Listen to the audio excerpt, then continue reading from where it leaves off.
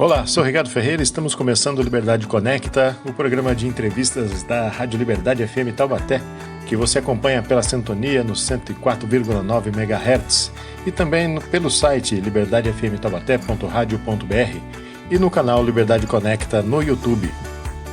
Nossa conversa é com Rodrigo França, CEO do Instituto IS, responsável pela restauração da estação ferroviária localizada na região central de Taubaté, que fica no coração da região metropolitana do Vale do Paraíba.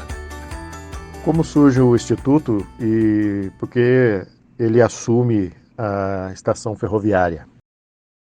O Instituto ele surge naturalmente após um trabalho na academia, cujo era um TCC em gestão de pessoas, parafraseando, trazendo um novo olhar para o desenvolvimento sustentável, ou seja, a responsabilidade de cuidar da cidade, do meio ambiente, da cultura, do desenvolvimento socioeconômico é do indivíduo e não do outro, ou seja, sempre na responsabilidade pública, do prefeito, da empresa, mas nunca tinha um nome. Então, nasce dentro de um conceito de governança corporativa, o conceito do indivíduo sustentável como uma mescla do desenvolvimento sustentável e humano, porém, tendo como base a governança corporativa, é o que hoje é muito focado na ESG, mas isso a gente estava falando em 2009, né, onde eu chamo a responsabilidade da pessoa como CEO, como presidente de uma república, como um prefeito, um governador, como cidadão, como a pessoa, como líder de bairro, para fazer realmente acontecer aquelas mudanças que ela tanto almeja na cidade. E, naturalmente, o Instituto nasce, então, em 2011, após a publicação, a viralização do conceito por meio de um artigo chamado Indivíduo Sustentável, Harmonia, Equilíbrio e Paz Interior, onde ele foi publicado na Câmara do Comércio Brasil-Alemanha, em 2010, depois, na sequência, em vários outros congressos internacionais, até que em 2011 a gente publicou um post na UISVA, que é um congresso internacional de resíduos sólidos em Daegu, na Coreia, dentro do que a gente chamava de sociedades modernas, ou melhor, dentro do que o conceito ali trazia, né, para você se inscrever. Então, dentro das categorias, melhor dizendo, para escrever o artigo, nós escolhemos a sociedade moderna e ele foi aceito. Então, aí, naturalmente, em 2012, nasce o Instituto com foco nesse trabalho de desenvolvimento sustentável para a cidade de Taubaté e região. Na sequência, né, disso, a gente trabalhava muito forte na parte corporativa e o Instituto ele ficava numa sede, numa chácara, então tinha todo um contexto mais corporativo e naturalmente a gente precisava fazer um relacionamento mais com a cidade, dialogar mais com a cidade, e aí veio a ideia de restaurar a estação e transformar ela num espaço cultural a princípio, e aí a gente foi entender de quem era a estação. Nós achávamos que era do poder público municipal, no entanto ela era federal, só que estava sobre uma concessão de uma empresa, né? Então a gente precisou fazer todo um trabalho a partir de 2012 até 2015, com o governo federal, um diálogo com o governo federal e com a concessionária, para que aí então o Instituto pudesse ter a cessão de uso e aí propor qualquer obra de restauro e um trabalho em prol da sociedade, como aconteceu a partir de 2017 com a reinauguração do armazém, né? Foram feitos aí em 2018, 2019, antes da pandemia, né? 109 eventos em 2 anos, então uma média de 55 por ano, onde passou aproximadamente 11 mil pessoas gratuitamente na estação, né? Usufruindo de eventos culturais, sociais, eventos musicais, artísticos, lançamento de livro, eventos de tecnologia, campanhas preventivas contra o suicídio e tantos outros eventos que ali teve em prol da cidade. Qual a importância da estação no desenvolvimento de Taubaté? A estação ela tem um papel fundamental no desenvolvimento socioeconômico de Taubaté desde a sua fundação, em 1876, né? Porque ela é o principal meio de transporte, escoamento do café produzido em Taubaté, São José, Tremembé, para o Porto de Santos, onde era exportado para a Europa e Estados Unidos. Porém, a estação mesmo de Taubaté, ela só ganhou uma relevância por volta de 1923, né? Um pouco antes disso, tivemos as super safras, né? No final já do período imperial para início de república, Taubaté teve aí no Vale do Paraíba consequentemente, sequencialmente, em torno de 2, 3 anos, as maiores safras do mundo, né, no café. Porque o Brasil sempre foi o maior exportador de café. Então, a estação teve esse papel aí, não só de armazenagem, de armazenamento, como também escoamento. E aí, quando veio o primeiro prédio, trouxe toda essa pujança logística, negociações, movimentação, com esse prédio que hoje tem 100 anos, que é o prédio atual. E ela foi assim até praticamente tendo essa importância aí, não mais somente econômica, mas no transporte de matéria-prima, commodities, mas como também a partir aí de 29, 30, um pouquinho mais para frente, já com o transporte de passageiro na década de 70, o que foi aí até por volta do final da década de 90. E aí, quando o transporte de passageiro parou de operar, e aí foram no Brasil como um todo, e foi quando o período esse que as estações caíram em ruínas, né? Então ela ficou aí parada. Então a importância da estação historicamente é 100% passando pela história do Vale do Paraíba, do café, do Brasil, e também sendo palco aí das negociações aí para valorização, né, dos commodities, do café e tantos outros materiais que muito provavelmente eram negociados ali, né? Por quanto tempo a estação ficou fechada? E o motivo desse fechamento? A estação, ela ficou por volta da década de 98 até 2015, né? Servindo apenas como espaço administrativo para a concessionária.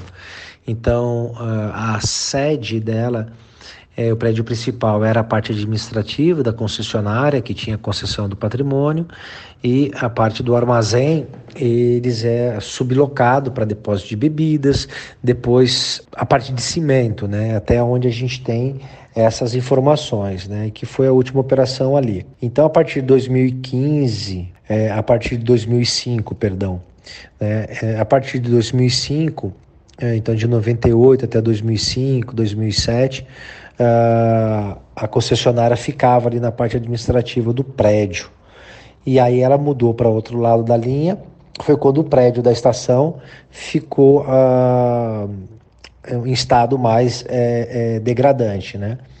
E até que em 2015 a gente conseguiu a cessão. Então, a gente costumo dizer que aproximadamente em torno de 36 anos a estação ficou fechada para o público e abandonada em torno de 10 anos, 10 a 15 anos aí, tendo somente vigia, né?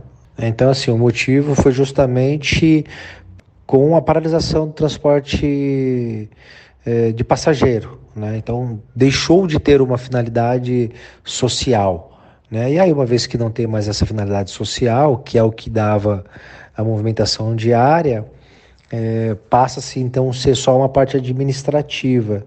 Ainda bem que a gente tinha a concessionária como sede na cidade de Taubaté, porque tantas outras que a sede da concessionária não era na cidade, onde tinha uma estação, aí literalmente acabou que sucumbindo, né? Então isso não é uma exclusividade de Taubaté, mas é uma triste realidade da maioria dos patrimônios da antiga Rede Ferroviária Federal, SA, né, onde as companhias, as concessionárias só cuidavam daquele patrimônio ali, que realmente estavam mais próximo da sua operação. administrativa, né? E aí, enquanto o trecho logístico como um todo foi sucumbindo. Como você conseguiu os recursos para a reforma, né, a restauração, e quem está patrocinando esse trabalho? O projeto de restauro, né, ele envolveu várias partes, né? Então a primeira parte, projetos, os estudos preliminares, foi tudo investimento próprio do Instituto. Depois, quando nós conseguimos a cessão, né, esse trabalho demorou 3 anos e meio, o Instituto fez a parte de assessoria de imprensa e aí quando veio na mídia, a prefeitura ficou sabendo, ficou feliz, né, pela surpresa e propôs ajudar a estação, o restauro da estação. E aí foi feito um decreto, na época do antigo prefeito, o Júnior Ortiz, e fez com que fosse aprovado na Câmara dos Vereadores a primeira chancela de recursos financeiros, que foi na torno de 500 mil, o que catalisou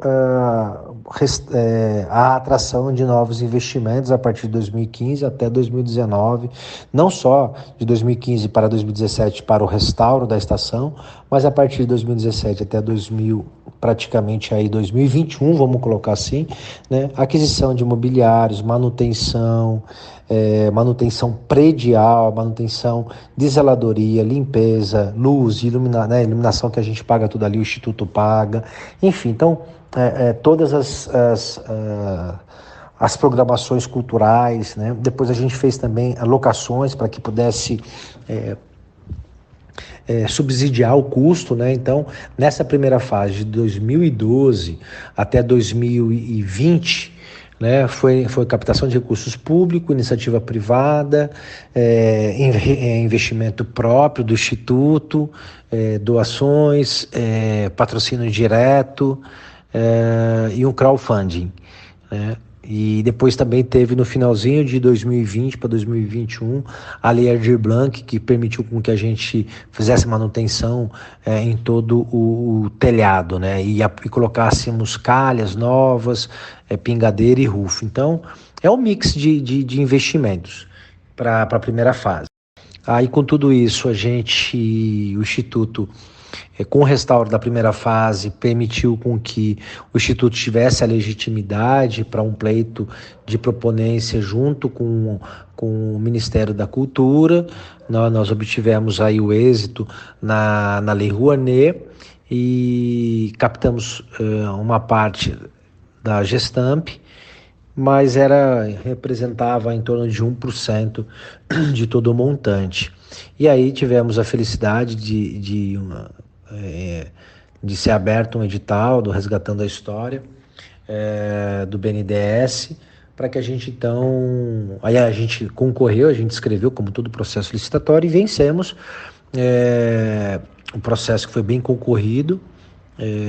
E aí não bastava ser só habilitado, né? Você tinha que ser ainda escolhido. Então nós fomos habilitados na primeira fase, né? Cumprimos com excelência todos os itens, inclusive a contrapartida de 25% que precisava ter, né? Para você poder receber o restante. E aí foi o que a primeira fase entrou como essa contrapartida financeira, porque a gente está falando de um complexo só. E aí recebemos o aporte do BNDES, da IDP e da MRS Logística por meio do edital Resgatando a História, e o que somou com a Gestamp, né? Então, todo esse valor do prédio, né, dessa segunda fase, só de restauro, são 6.200.000. Qual a previsão da conclusão das obras e o que vai funcionar nas dependências da estação depois de pronta? A conclusão do término das obras de restauro está por volta de dezembro de 2023, né? Ou seja, desse ano. Mas ainda depois a gente tem ainda um processo, ainda depois do restauro, né? De implantação, aquisição de imóveis, equipamentos, mobiliários, né? Então a gente acredita que isso ainda leve mais um tempo, se estenda a partir do meio para o próximo ano, de 2024. A ideia nossa fazer aí a inauguração, né, do prédio, da obra aproximadamente em fevereiro de 2026, 2024, e a ideia depois, né, é fazer com que aquele espaço seja um espaço, como sempre foi, de conexão de pessoas, de baldeação de pessoas que vinham para Taubaté ou estavam em trânsito, precisavam de uma parada, né? Ali era o point da cidade, né? Então a ideia nossa é fazer com que a estação seja um point da cidade e que some aí, né, com os shoppings que a gente tem, né, que seja uma opção de lazer para os pais, para as famílias, para os namorados, para os amigos, né? Ir ali na estação, ver um espaço museológico, ter ali uma vitrine dos nossos artesãos que possam ser comercializado ali, né? Então eles deixam em sistema de comodato, depois eles recebem aquilo que eles venderam, sem custo de estar ali, né? Um espaço museológico, contando a história da ferrovia, da estação, um espaço para leituras, né? Uma cafeteria, uma parte gastronômica com restaurante, um auditório para eventos, para shows, um espaço para trabalho compartilhado, né?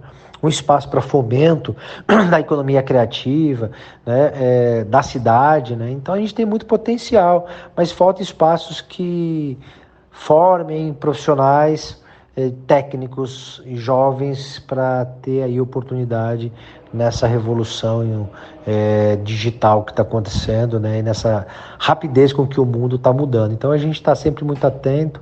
O Instituto faz parte da Carta Brasileira das Cidades Inteligentes, da Câmara Temática do Turismo 4.0 e tantas outras grupos de discussões aí acerca do conceito de cidades inteligentes e economia criativa.